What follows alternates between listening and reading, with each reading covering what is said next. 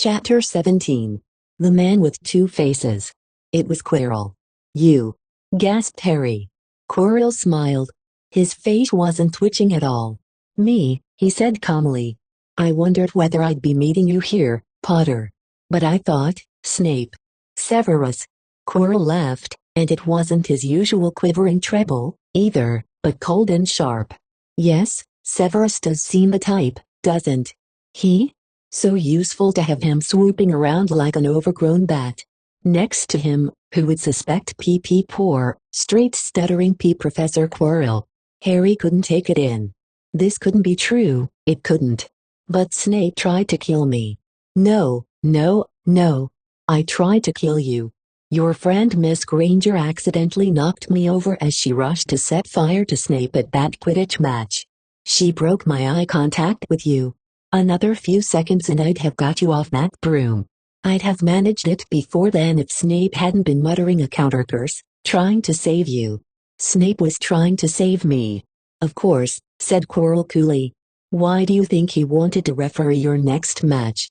He was trying to make sure I didn't do it. Again. Funny, really, he needn't have bothered. I couldn't do anything with Dumbledore watching. All the other teachers thought Snape was trying to stop Gryffindor from winning. He did make himself unpopular, and what a waste of time, when after all that, I'm going to kill you tonight. Quirrell snapped his fingers. Ropes sprang out of thin air and wrapped themselves tightly around Harry. You're too nosy to live, Potter. Scurrying around the school on Halloween like that, for all I knew you'd seen me coming to look at what was guarding the stone. You let the troll in. Certainly. I have a special gift with trolls. You must have seen what I did to the one in the chamber back there. Unfortunately, while everyone else was running around looking for it, Snape, who already suspected me, went straight to the third floor to head me off, and not only did my troll fail to beat you to death, that three-headed dog didn't even manage to bite Snape's leg off properly. Now, wait quietly, Potter. I need to examine this interesting mirror. It was only then that Harry realized what was standing behind Quirrell. It was the Mirror of Erased. This mirror is the key to finding the stone, Quirrell murmured, tapping his way around the frame. Trust Dumbledore to come up with something like this, but he's in London. I'll be far away by the time he gets back. All Harry could think of doing was to keep Quirrell talking and stop him from concentrating on the mirror. I saw you and Snape in the forest, he blurted out. Yes, said Quirrell idly, walking around the mirror to look at the back. He was on to me by that time, trying to find out how far I'd got. He suspected me all along. Tried to frighten me, as though he could, when I had Lord Voldemort on my side. Quirrell came back out from behind the mirror and stared hungrily into it. I see the stone. I'm presenting it to my master, but where is it? Harry struggled against the ropes binding him, but they didn't give. He had to keep Quirrell from giving his whole attention to the mirror.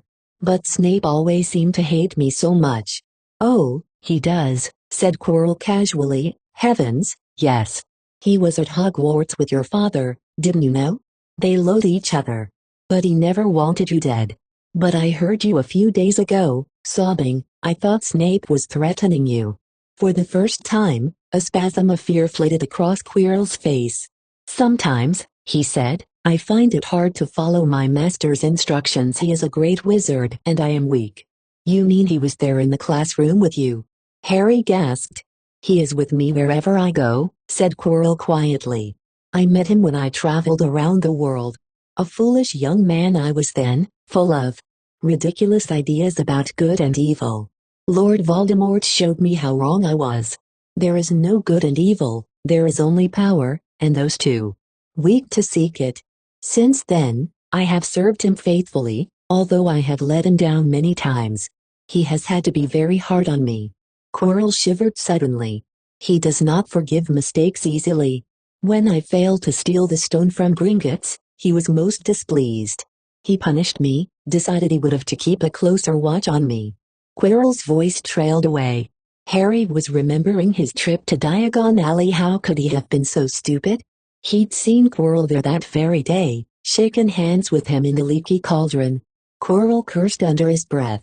I don't understand, is the stone inside the mirror. Should I break it? Harry's mind was racing.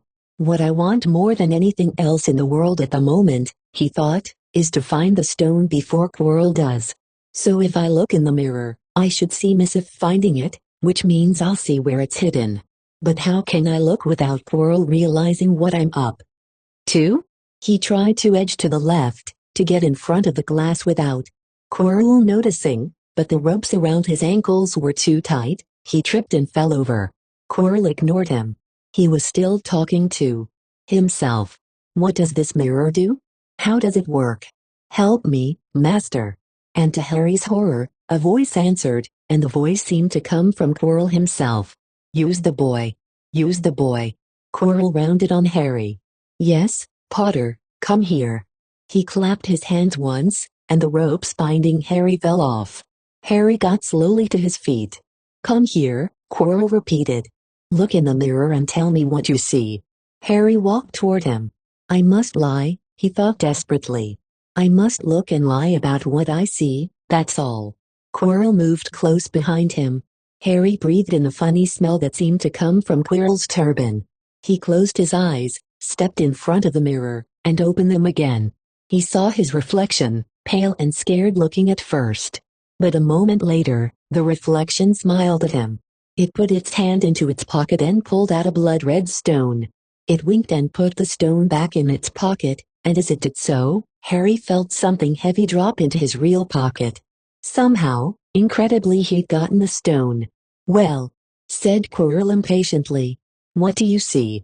Harry screwed up his courage. I see myself shaking hands with Dumbledore, he invented. I've won the House Cup for Gryffindor. Quirrell cursed again. Get out of the way, he said. As Harry moved aside, he felt the Sorcerer's stone against his leg. Dare he make a break for it? But he hadn't walked 5 paces before a high voice spoke, though Quirrell wasn't moving his lips. He lies. He lies. Potter, come back here. Quirrell shouted. Tell me the truth. What did you just see? The high voice spoke again. Let me speak to him, face to face. Master, you are not strong enough. I have strength enough for this. Harry felt as if Devil's Snare was rooting him to the spot. He couldn't move a muscle. Petrified, he watched as Quirrell reached up and began to unwrap his turban. What was going on? The turban fell away. Quirrell's head looked strangely small without it. Then he turned slowly on the spot. Harry would have screamed, but he couldn't make a sound. Where there should have been a back to Quirrell's head, there was a face, the most terrible face Harry had ever seen. It was chalk white with glaring red eyes and slits for nostrils, like a snake. Harry Potter, it whispered. Harry tried to take a step backward but his legs wouldn't move. See what I have become. The face said. Mere shadow and vapor. I have form only when I can share another's body, but there have always been those willing to let me into their hearts and minds. Unicorn blood has strengthened me, these past weeks. You saw faithful Quirrell drinking it for me in the forest, and once I have the elixir of life, I will be able to create a body of my own. Now, why don't you give me that stone in your pocket? So he knew. The feeling suddenly surged back into Harry's legs. He stumbled backward. Don't be a fool, snarled the face. Better save your own life and join me, or you'll meet the same end as your parents. They died begging me for mercy. Liar. Harry shouted suddenly. Quirrell was walking backward at him, so that Voldemort could still see him. The evil face was now smiling. How touching, it hissed. I always value bravery. Yes, boy, your parents were brave. I killed your father first, and he put up a courageous fight, but your mother needn't have died, she was trying to protect you. Now give me the stone, unless you want her to have died in vain. Never. Harry sprang toward the flame door, but Voldemort screamed seize him. And the next second, Harry felt Quirrell's hand close on his wrist. At once, a needle-sharp pain seared across Harry's scar. His head felt as though it was about to split in two. He yelled, struggling with all his might, and to his surprise, Quirrell let go of him. The pain in his head lessened. He looked around wildly to see where Quirrell had gone, and saw him hunched in pain, looking at his fingers. They were blistering before his eyes. "Seize him! Seize him!" shrieked Voldemort again, and Quirrell lunged, knocking Harry clean off his feet, landing on top of him, both hands around Harry's neck. Harry's scar was almost blinding him with pain. Yet he could see Quirrell howling in agony. "Master, I cannot hold him, my hands, my hands." And Quirrell, though pinning Harry to the ground with his knees, let go of his neck and stared, bewildered, at his own palms. Harry could see they looked burned, raw, red, and shiny. "Then kill him, fool, and be done," screeched Voldemort. Quirrell raised his hand to perform a deadly curse, but Harry, by instinct, reached up and grabbed Quirrell's face. Arg! Quirrell rolled off him, his face blistering, too, and then Harry knew Quirrell couldn't touch his bare skin, not without suffering terrible pain. His only chance was to keep hold of Quirrell, keep him in enough pain to stop him from doing a curse. Harry jumped to his feet, caught Quirrell by the arm, and hung on as tight as he could. Quirrell screamed and tried to throw Harry off. The pain in Harry's head was building. He couldn't see, he could only hear Quirrell's terrible shrieks and Voldemort's yells of, "Kill him! Kill him!" and other voices, maybe in Harry's own head, crying, "Harry! Harry!" He felt Quirrell's arm wrenched from his grasp, knew all was lost, and fell into blackness, down, down, down. Something gold was glinting just above him. The snitch. He tried to catch it, but his arms were too heavy. He blinked. It wasn't the snitch at all. It was a pair of glasses. How strange. He blinked again. The smiling face of Albus Dumbledore swam into view above him. "Good afternoon, Harry," said Dumbledore. Harry stared at him. Then he remembered, "Sir. The stone." It was Quirrell. "He's got the stone. Sir, quick. Calm yourself, dear boy, you are a little behind the times," said Dumbledore. "Quirrell does not have the stone." "Then who does?" "Sir, I." "Harry, please relax, or Madame Pomfrey will have me thrown out." Harry swallowed and looked around him. He realized he must be in the hospital wing. He was lying in a bed with white linen sheets, and next to him was a table piled high with what looked like half the candy shop. "Tokens from your friends and admirers," said Dumbledore, beaming. "What happened down in the dungeons between you and Professor Quirrell is a complete secret, so, naturally, the whole school knows. I believe your friends Misters Fred and George Weasley were responsible for trying to send you a toilet seat. No doubt they thought it would amuse you. Madame Pomfrey, however, felt it might not be very hygienic, and confiscated it. How long have I been in here?" 3 days. Mr. Ronald Weasley and Miss Granger will be most relieved you have come round. They have been extremely worried. But sit, the stone. I see you're not to be distracted. Very well, the stone. Professor Quirrell did not manage to take it from you. I arrived in time to prevent that, although you were doing very well on your own, I must say. You got there? You got Hermione's owl. We must have crossed in midair. No sooner had I reached London than it became clear to me that the place I should be was the one I had just left. I arrived just in time to pull Quirrell off you. It was you. I feared I might be too late. You nearly were. I couldn't have kept him off the stone much longer. Not the stone, boy, you. The effort involved nearly killed you. For one terrible moment there, I was afraid it had. As for the stone, it has been destroyed. Destroyed," said Harry blankly. "But your friend, Nicholas Flamel." "Oh, you know about Nicholas," said Dumbledore, sounding quite delighted. "You did do the thing properly, didn't you? Well, Nicholas and I have had a little chat, and agreed it's all for the best. But that means he and his wife will die, won't they? They have enough elixir stored to set their affairs in order and then, yes, they will die." Dumbledore smiled at the look of amazement on Harry's face. "To one as young as you, I'm sure it seems incredible, but to Nicholas and Perenelle, it really is like going to bed after a very, very long day.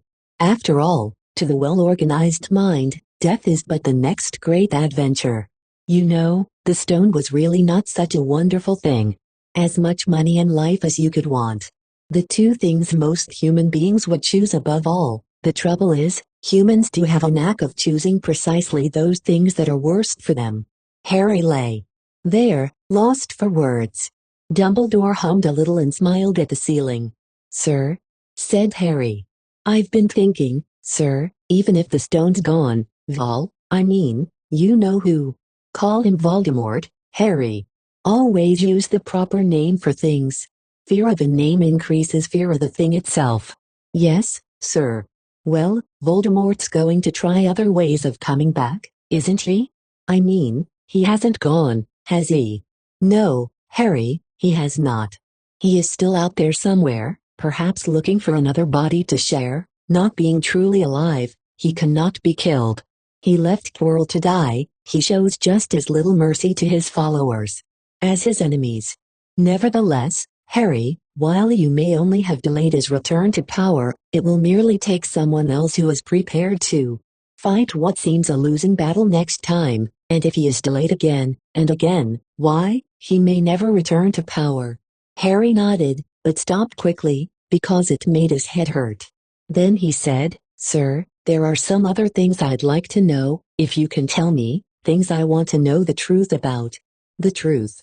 Dumbledore sighed. "It is a beautiful and terrible thing, and should therefore be treated with great caution. However, I shall answer your questions unless I have a very good reason not to, in which case I beg you'll forgive me. I shall not, of course, lie." "Well, Voldemort said that he only killed my mother because she tried to stop him from killing me. But why would he want to kill me in the first place?" Dumbledore sighed very deeply this time. "Alice, the first thing you ask me, I cannot tell you. Not today. Not now. You will know, one day. Put it from your mind for now, Harry. When you are older. I know you hate to hear this, when you are ready, you will know." And Harry knew it would be no good to argue. "But why couldn't Quirrell touch me? Your mother died to save you. If there is one thing Voldemort cannot understand, it is love. He didn't realize that love as powerful as your mother's for you leaves its own mark. Not a scar, no visible sign, to have been loved so deeply, even though the person who loved us is gone, will give us some protection forever. It is in your very skin. Quirrell, full of hatred, greed, and ambition, sharing his soul with Voldemort, could not touch you for this reason. It was agony to touch a person marked by something so good." Dumbledore now became very interested in a bird out on the windowsill, which gave Harry time to dry his eyes on the sheet. When he had found his voice again, Harry said, "And the invisibility cloak, do you know who sent it to me?" "Your father happened to leave it in my possession, and I thought you might like it." Dumbledore's eyes twinkled. "Useful things. Your father used it mainly for sneaking off to the kitchens to steal food when he was here. And there's something else." "Fire away." "Quirrell," said Snape. "Professor Snape, Harry." "Yes, him. Quirrell said he hates me because he hated my father." "Is that true?" "Well, they did rather detest each other. Not unlike yourself and Mr. Malfoy. And then, your father did something Snape could never forgive." "What?" "He saved his life." "What?" "Yes," said Dumbledore dreamily. "Funny, the way people's minds work, isn't it? Professor Snape couldn't bear being in your father's debt. I do believe he worked so hard to protect you this year because he felt that would make him and your father even. Then he could go back to hating your father's memory in peace." Harry tried to understand this, but it made his head pound, so he stopped. "And sir, there's one more thing. Just the one. How did I get the stone out of the mirror?" Now, I'm glad you asked me that. It was one of my more brilliant ideas, and between you and me, that's saying something. You see, only one who wanted to find the stone, find it, but not use it, would be able to get it, otherwise they'd just see themselves making gold or drinking elixir of life. My brain surprises even me sometimes. Now, enough questions. I suggest you make a start on these sweets." Betty bought every flavor beans. I was unfortunate enough in my youth to come across a mint-flavored one, and since then I'm afraid I've rather lost my liking for them, but I think I'll be safe with a nice toffee, don't you? He smiled and popped the golden brown bean into his mouth. Then he choked and said, Alice. Earwax. Madame Pomfrey, the nurse, was a nice woman, but very strict. Just 5 minutes, Harry pleaded. Absolutely not. You let Professor Dumbledore in. Well, of course, that was the headmaster, quite different. You need rest. I am resting, look, lying down and everything. Oh, go on, Madame Pomfrey. Oh, very well, she said. But 5 minutes only. And she let Ron and Hermione in. Harry. Hermione looked ready to fling her arms around him again, but Harry was glad she held herself in as his head was still very sore. Oh, Harry, we were sure you were going to. Dumbledore was so worried. The whole school's talking about it, said Ron. What really happened? It was one of those rare occasions when the true story is even more strange and exciting than the wild rumors. Harry told them everything, Quirrell, the mirror, the stone, and Voldemort. Ron and Hermione were a very good audience, they gasped in all the right places, and when Harry told them what was under Quirrell's turban, Hermione screamed out loud. So the stone's gone, said Ron finally. Flamel's just going to die. That's what I said, but Dumbledore thinks that, what was it, to the well-organized mind, death is but the next great adventure. I always said he was off his rocker, said Ron, looking quite impressed at how crazy his hero was. So what happened to you two? Said Harry. Well, I got back all right, said Hermione. I brought Ron round. That took a while and we were dashing up to the Owlery to contact Dumbledore when we met him in the entrance hall. He already knew, he just said, Harry's gone after him, hasn't he? And hurtled off to the 3rd floor. Do you think he meant you to do it? Said Ron. Sending you your father's cloak and everything. Well, Hermione exploded, if he did, I mean to say that's terrible, you could have been killed. No, it isn't, said Harry thoughtfully. He's a funny man, Dumbledore. I think he sort of wanted to give me a chance. I think he knows more or less everything that goes on here, you know. I reckon he had a pretty good idea we were going to try, and instead of stopping us, he just taught us enough to help. I don't think it was an accident he let me find out how the mirror worked. It's almost like he thought I had the right to face Voldemort if I could. Yeah, Dumbledore's off his rocker, all right, said Ron proudly. Listen, you've got to be up for the end-of-year feast tomorrow. The points are all in and Slytherin won, of course. You missed the last Quidditch match, we were steamrollered by Ravenclaw without you, but the food'll be good. At that moment, Madame Pomfrey bustled over. You've had nearly 15 minutes, now out, she said firmly. After a good night's sleep, Harry felt nearly back to normal. I want to go to the feast, he told Madame Pomfrey as she straightened his many candy boxes. Can't I? Professor Dumbledore says you are to be allowed to go, she said stiffly, as though in her opinion Professor Dumbledore didn't realize how risky feasts could be. And you have another visitor. Oh, good, said Harry. Who is it? Hagrid sidled through the door as he spoke. As usual when he was indoors, Hagrid looked too big to be allowed. He sat down next to Harry, took one look at him, and burst into tears. It's all my ruddy fault. He sobbed, his face in his hands. I told the evil git how to get past Fluffy. I told him. It was the only thing he didn't know, and I told him. Ye could have died. All for a dragon egg. I'll never drink again. I should be chucked out and made to live as a muggle. Hagrid, said Harry, shocked to see Hagrid shaking with grief and remorse, great tears leaking down into his beard. Hagrid, he'd have found out somehow. This is Voldemort we're talking about, he'd have found out even if you hadn't told him. Ye could have died. Sobbed Hagrid. And don't say the name. Voldemort. Harry bellowed, and Hagrid was so shocked, he stopped crying. I've met him and I'm calling him by his name. Please cheer up, Hagrid, we saved the stone, it's gone, he can't use it. Have a chocolate frog, I've got loads. Hagrid wiped his nose on the back of his hand and said, that reminds me. I've got ye a present. It's not a stowed sandwich, is it? Said Harry anxiously, and at last Hagrid gave a weak chuckle. Nah.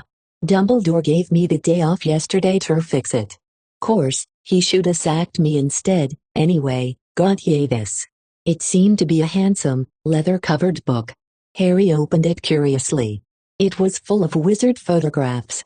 Smiling and waving at him from every page were his mother and father. Sent owls after all yer parents' old school friends, askin' for photos, knew ye didn't have any, do ye like it? Harry couldn't speak, but Hagrid understood. Harry made his way down to the end-of-year feast alone that night. He had been held up by Madame Pomfrey's fussing about, insisting on giving him one last checkup, so the Great Hall was already full. It was decked out in the Slytherin colors of green and silver to celebrate Slytherin's winning the House Cup for the 7th year in a row. A huge banner showing the Slytherin serpent covered the wall behind the high table. When Harry walked in there was a sudden hush, and then everybody started talking loudly at once. He slipped into a seat between Ron and Hermione at the Gryffindor table and tried to ignore the fact that people were standing up to look at him. Fortunately, Dumbledore arrived moments later. The babble died away. Another year gone. Dumbledore said cheerfully. And I must trouble you with an old man's wheezing waffle before we sink our teeth into our delicious feast. What a year it has been. Hopefully your heads are all a little fuller than they were. You have the whole summer ahead to get them nice and empty before next year starts. Now, as I understand it, the House Cup here needs awarding, and the points stand thus: in 4th place, Gryffindor, with 312 points. In 3rd, Hufflepuff, with 352, Ravenclaw has 426, and Slytherin, 472. A storm of cheering and stamping broke out from the Slytherin table. Harry could see Draco Malfoy banging his goblet on the table. It was a sickening sight. Yes, well done, Slytherin, said Dumbledore. However, recent events must be taken into account. The room went very still. The Slytherin smiles faded a little. Ahem, said Dumbledore. I have a few last-minute points to dish out. Let me see. Yes. First, to Mr. Ronald Weasley. Ron went purple in the face. He looked like a radish with a bad sunburn. For the best played game of chess Hogwarts has seen in many years, I award Gryffindor House 50 points. Gryffindor cheers nearly raised the bewitched ceiling. The stars overhead seemed to quiver. Percy could be heard telling the other prefects, my brother, you know. My youngest brother. Got past McGonagall's giant chess set. At last there was silence again. Second, to Miss Hermione Granger, for the use of cool logic in the face of fire, I award Gryffindor House 50 points. Hermione buried her face in her arms. Harry strongly suspected she had burst into tears. Gryffindors up and down the table were beside themselves. They were 100 points up. Third, to Mr. Harry Potter, said Dumbledore. The room went deadly quiet. For pure nerve and outstanding courage, I award Gryffindor House 60 points. The din was deafening. Those who could add up while yelling themselves hoarse knew that Gryffindor now had 472 points, exactly the same as Slytherin. They had tied for the House Cup, if only Dumbledore had given Harry just one more point. Dumbledore raised his hand. The room gradually fell silent. There are all kinds of courage, said Dumbledore, smiling.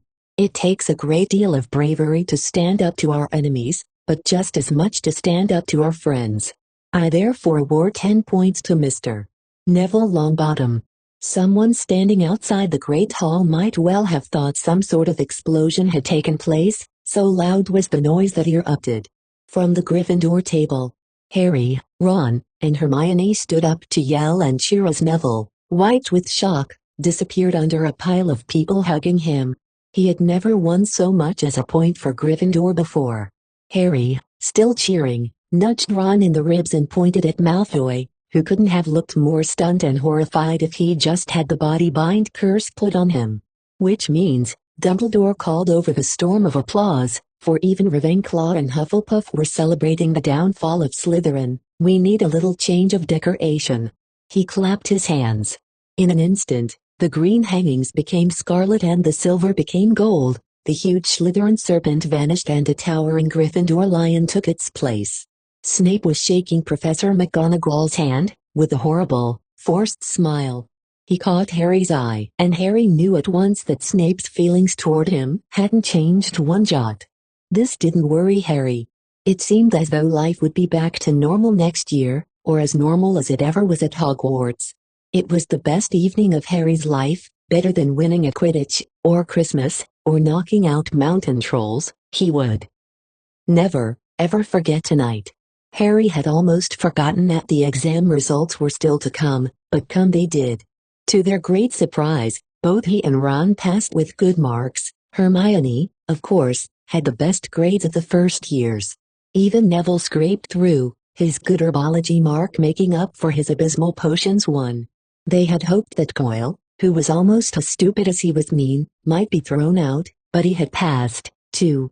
It was a shame, but as Ron said, you couldn't have everything in life.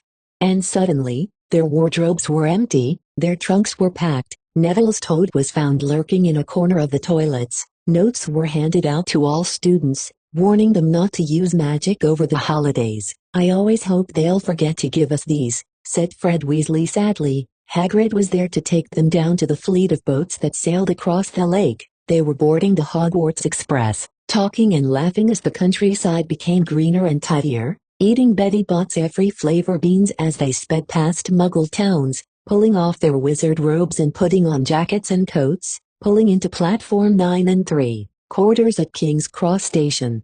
It took quite a while for them all to get off the platform. A wizened old guard was up by the ticket barrier, letting them go through the gate in 2s and 3s so they didn't attract attention by all bursting out of a solid wall at once and alarming the Muggles. You must come and stay this summer, said Ron, both of you. I'll send you an owl. Thanks, said Harry, I'll need something to look forward to. People jostled them as they moved forward toward the gateway back to the Muggle world. Some of them called, "Bye, Harry. See you, Potter." Still famous, said Ron, grinning at him. Not where I'm going, I promise you, said Harry. He, Ron, and Hermione passed through the gateway together. There he is, Mum, there he is, look. It was Ginny Weasley, Ron's younger sister, but she wasn't pointing at Ron. Harry Potter. She squealed. Look, Mom. I can see. Be quiet, Ginny, and it's rude to point. Mrs. Weasley smiled down at them. Busy year, she said. Very, said Harry. Thanks for the fudge and the sweater, Mrs. Weasley. Oh, it was nothing, dear. Ready, are you? It was Uncle Vernon, still purple-faced, still mustached, still looking furious at the nerve of Harry, carrying an owl in a cage in a station full of ordinary people. Behind him stood Aunt Petunia and Dudley, looking terrified at the very sight of Harry. You must be Harry's family, said Mrs. Weasley. In a manner of speaking, said Uncle Vernon. Hurry up, boy, we haven't got all day. He walked away. Harry hung back for a last word with Ron and Hermione. See you over the summer, then. Hope you have, a good holiday, said Hermione, looking uncertainly after Uncle Vernon, shocked that anyone could be so unpleasant. Oh, I will, said Harry, and they were surprised at the grin that was spreading over his face. They don't know we're not allowed to use magic at home. I'm going to have a lot of fun with Dudley this summer. The end. Subscribe and like if you would like to hear the next book.